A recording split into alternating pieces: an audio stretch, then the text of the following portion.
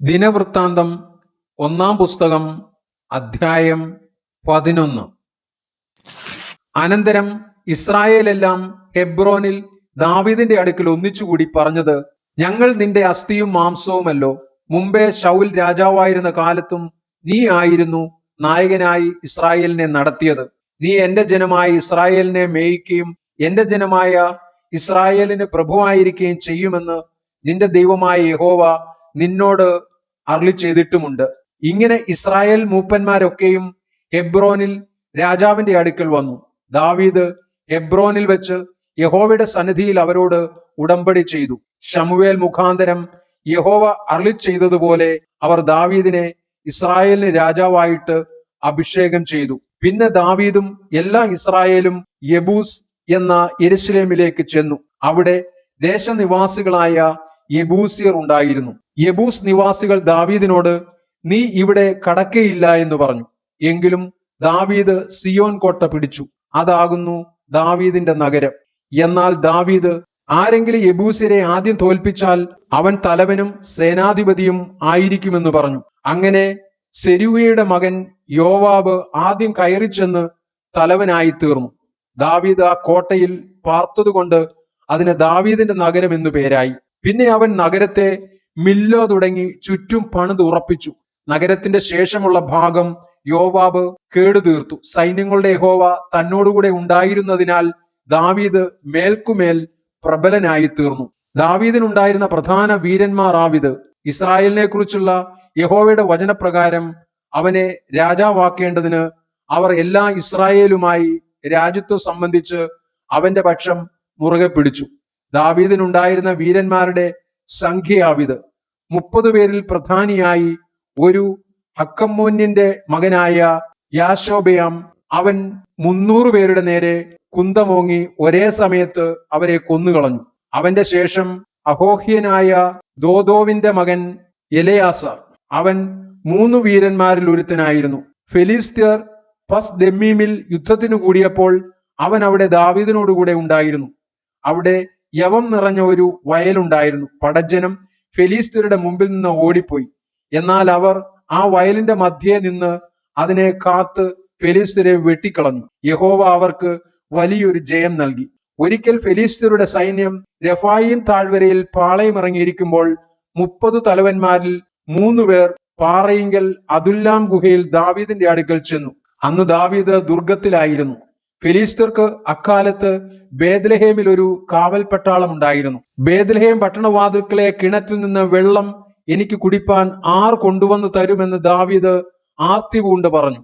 അപ്പോൾ ആ 3 പേരും ഫെലിസ്ത്യരുടെ പാളയത്തിൽ കൂടി കടന്നു ചെന്ന് ബേത്ലഹേം പട്ടണവാതിൽക്കലെ കിണറ്റിൽ നിന്ന് വെള്ളം കോരി ദാവീദിന്റെ അടുക്കൽ കൊണ്ടുവന്നു.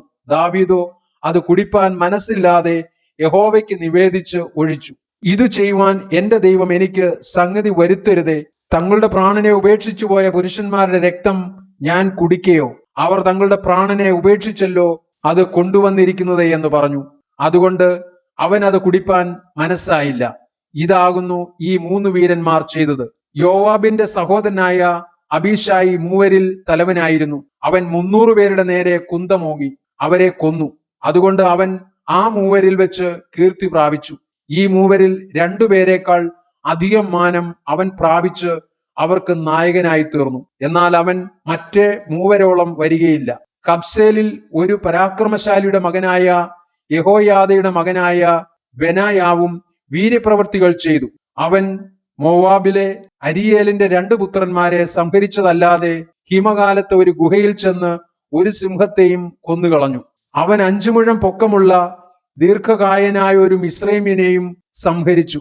ആ മിസ്രൈമിന്റെ കയ്യിൽ നെയ്ത്തുകാരന്റെ പടപ്പുതടി പോലെ ഒരു കുന്തമുണ്ടായിരുന്നു. ഇവനോ ഒരു വടിയും കൊണ്ട് അവന്റെ അടുക്കൽ ചെന്ന് മിസ്രൈമിന്റെ കയ്യിൽ നിന്ന് കുന്തം പിടിച്ചു പറിച്ചു. കുന്തം കൊണ്ട് അവനെ കൊന്നുകളഞ്ഞു. ഇവ യഹോയാദയുടെ മകനായ ബെനായാവ് ചെയ്തു. 3 വീരന്മാരിൽ വെച്ച് കീർത്തി പ്രാപിച്ചു.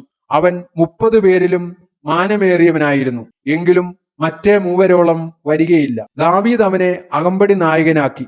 സൈന്യത്തിലെ വീരന്മാരോ യോവാബിന്റെ സഹോദരനായ അസാഹേൽ, ബേത്ലഹേമിനായ ദോദോവിന്റെ മകൻ എൽഹാനാൻ, ഹരോര്യനായ ശമ്മോത്ത്, പെലോന്യനായ ഹേലസ്, തെക്കോവ്യനായ ഇക്കേഷിന്റെ മകൻ ഈര, അനാഥോത്യനായ അബിയേസർ, ഹൂഷാത്യനായ സിബേഖായി, അഹോഹ്യനായ ഈലായി, നെത്തോഫാത്യനായ മഹരായി, നെത്തോഫാത്യനായ ബാനയുടെ മകൻ ഹേലദ്, ബെന്യാമീന്യരുടെ ഗിബയിൽ നിന്നുള്ള രീബായുടെ മകൻ ഈഥായി, പരാഥോന്യനായ ബെനായാവ്, നഹലേഗാശിൽ നിന്നുള്ള ഹൂരായി, അർബാത്യനായ അബിയേൽ, ബഗരൂമ്യനായ അസ്മാവെത്ത്, ശയൽബോന്യനായ എല്യാഹ്ബ, ഗീസോന്യനായ ഹശേമിന്റെ പുത്രന്മാർ, ഹരാന്യനായ ശാഗയുടെ മകൻ യോനാഥാൻ, ഹാരാര്യനായ സാഖാറിന്റെ മകൻ അഹിയാം, ഊരിന്റെ മകൻ എലീഫാൽ,